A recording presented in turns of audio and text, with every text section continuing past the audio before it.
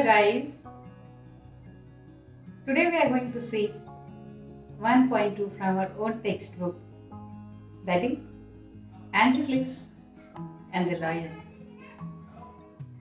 Firstly, the hero of the story, that is Androcles, was considered as slave,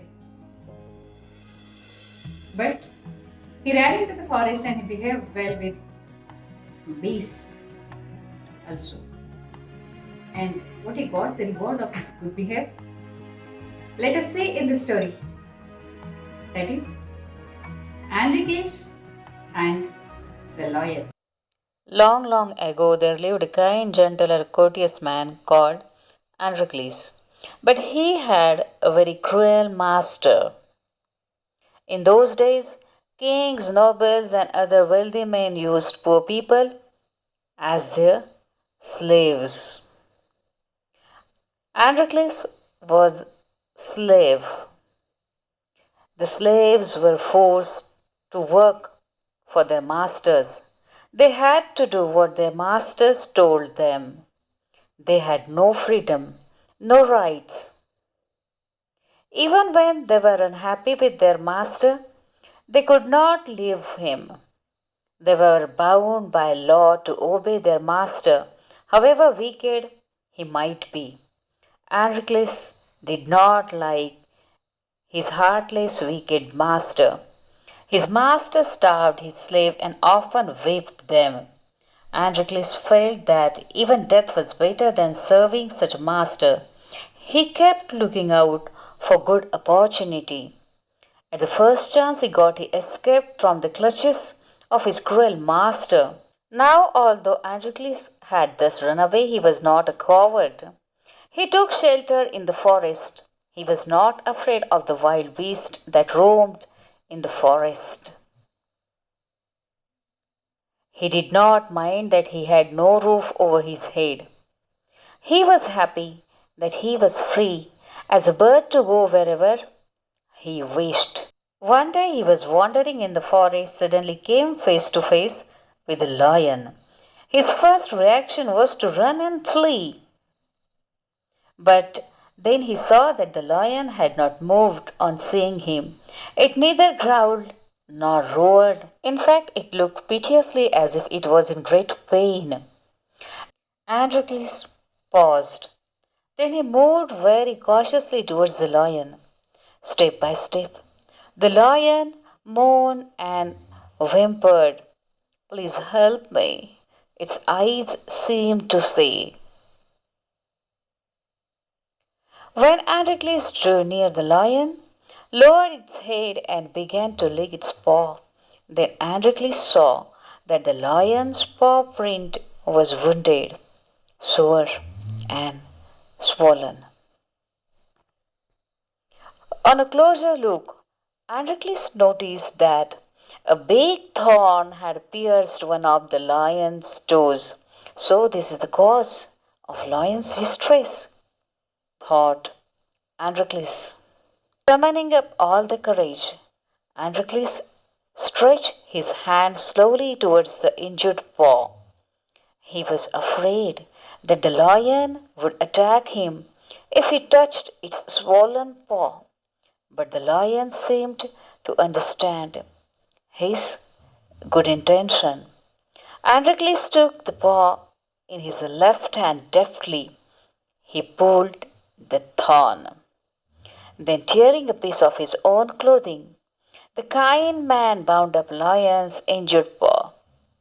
To his surprise and wonder, the lion then licked his arm as if to show gratitude.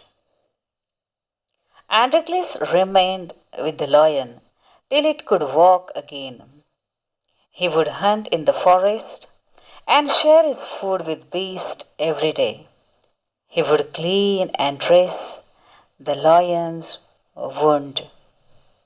Soon the lion was able to move about. Many times it followed Androcles wherever he went. In the meanwhile, Androcles' master had complained to the authorities that his slave Androcles had run away. Soldiers were sent in all directions to capture Androcles. They searched for him high and low, but couldn't find him. At last, they came to the forest where Androcles lived. It so happened that Androcles had gone out alone that day, while the lion rested near the caves. Both of them fell into the hands of the soldiers. The soldiers took them back to the city. They put Androcles in chains in prison. The lion was caged.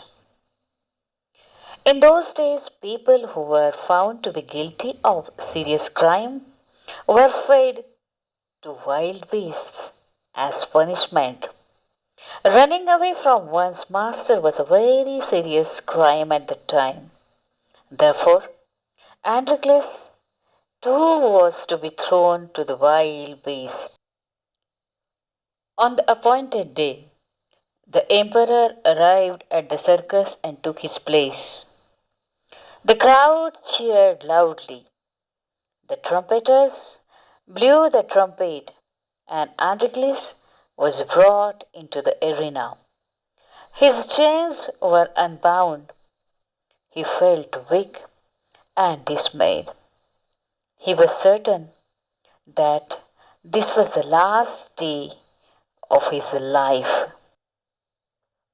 At the opposite end, a gate was raised and ferocious lion was released into the arena. It had been kept hungry to make it more ferocious. Androcles was filled with fear, but he put up a brave front. The lion saw Androcles and rushed towards him, bounding and roaring, but suddenly it stopped in its tracks. Then it moved slowly forward. All its rage seemed to have melted. Androcles saw this too. Each friend recognized the other.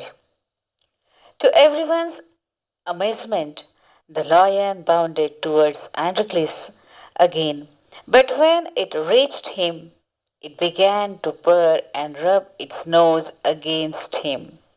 Androcles hugged the lion. He wept with relief and joy. The audience, including the emperor, watched this tender sight in great wonder.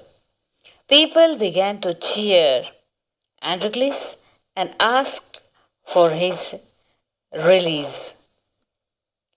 The emperor asked Androcles to explain the lion's strange behavior. When he heard the whole story, the emperor was also moved by gratitude and friendship between man and beast.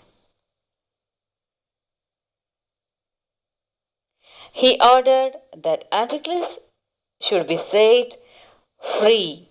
He would no longer be a slave. When the emperor asked Androcles what other reward he would like, Androcles replied that he did not want anything for himself, but he wanted the lion to be set free too. The two friends went back to the forest to live a free life.